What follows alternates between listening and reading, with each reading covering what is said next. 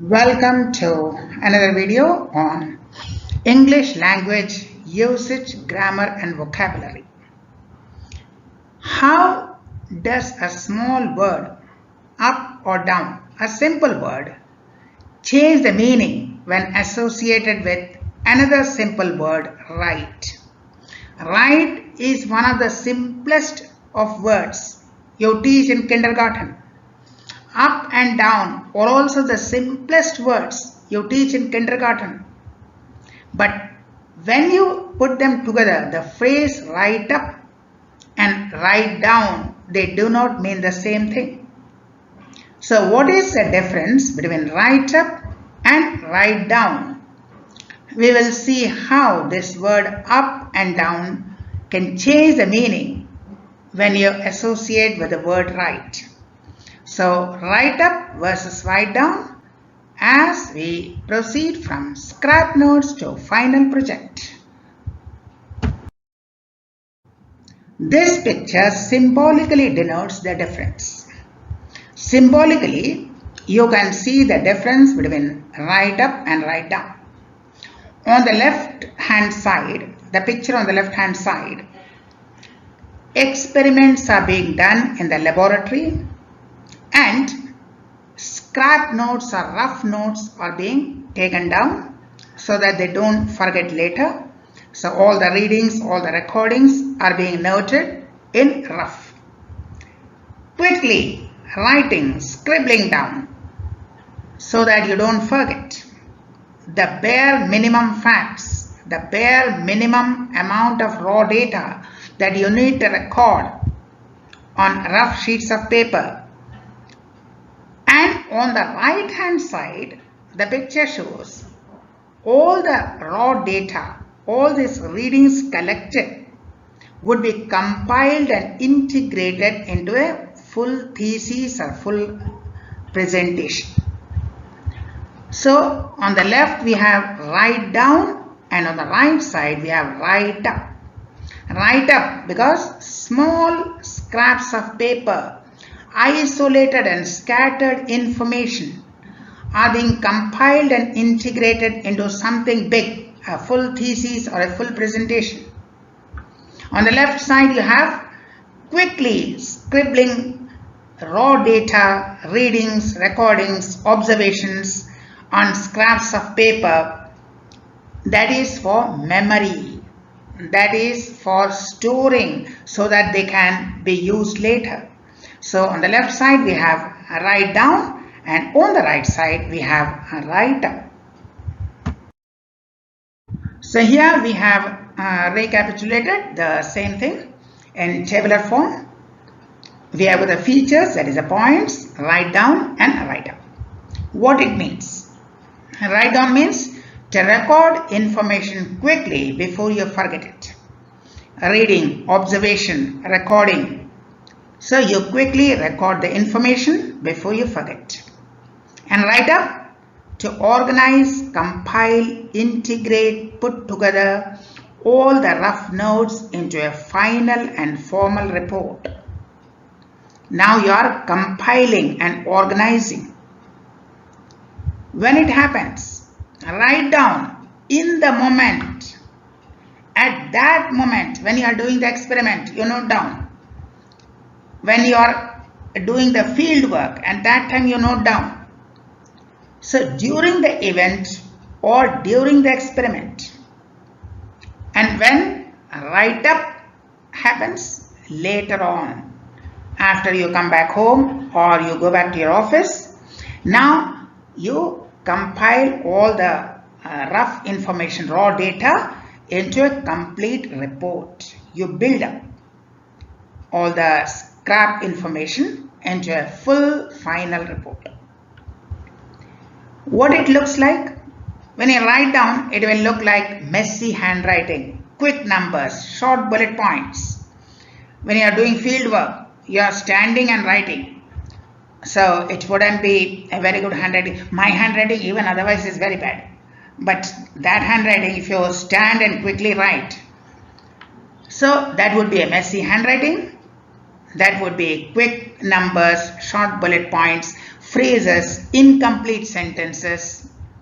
But in the write-up, that's the final report, neat paragraphs, full sentences, clear headings, typed documents, no shorthand phrases, no incomplete sentences, full formal sentences with paragraphs, heads, subheads, the way in which you make the final presentation. Example 1, in science, you are copying a temperature reading from a screen in the lab. In the laboratory, you are just noting down the temperature or a series of temperatures. And write up, now writing the final 10-page lab report for the class. Now you have to finally write the full report of the experiment, a full 10-page or 12-page report, and that you are writing, which would be presented to your teacher and on which your marks will depend. So in write-up, the marks will depend on how neatly you present along with the accuracy of your observation. But in write down, when you are quickly noting down, it is the accuracy that matters, not the neatness. Example 2, scribbling down a phone number or a quick shopping list. That is write down. Write up, turning a rough diary entry into a polished essay story. If you have been maintaining rough reports every day, after 1 week or 10 days, you might compile the whole thing into a properly polished story. That would be write up. So here we have on the top picture, write down, and in the bottom picture, write up. In the top picture, while doing the experiment, the student quickly scribbles or notes down readings, observations as rough drafts. This is raw data for record and memory, not the final presentation. This is not for the teacher. So here the student might be using shorthands, symbols, short phrases, incomplete sentences. So long as a student understands it, it's okay. And the bottom picture, formal composition, properly compiled, organized, detailed, systematic in the required format. In the correct format, it has to be presented by compiling the raw data systematically. That's a final presentation for the teacher. And you have to conform to the standard style and layout and format. Full formal sentences, no incomplete sentences, neat tables, systematic heads, subheads, paragraphs. You have to follow the layout, the prescribed layout, because that's going to be presented to the teacher. So write down, you get the raw data, and write up, you organize the data into a final report. So that was the difference between write up and write down. These things you cannot learn by merely going through grammar books and dictionaries. You have to research. The teacher may say, write down. Think why the teacher said down. Why the teacher used the word down. Why not write? Why not write up? Why not write in?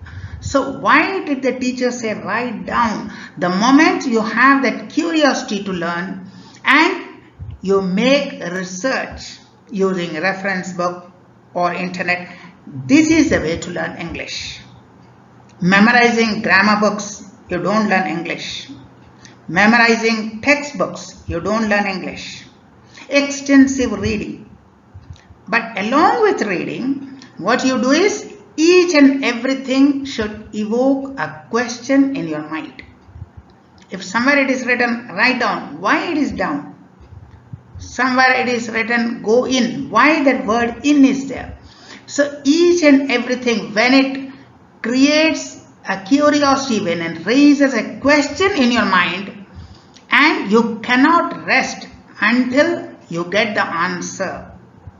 That is how curiosity works. You cannot rest until you get the answer.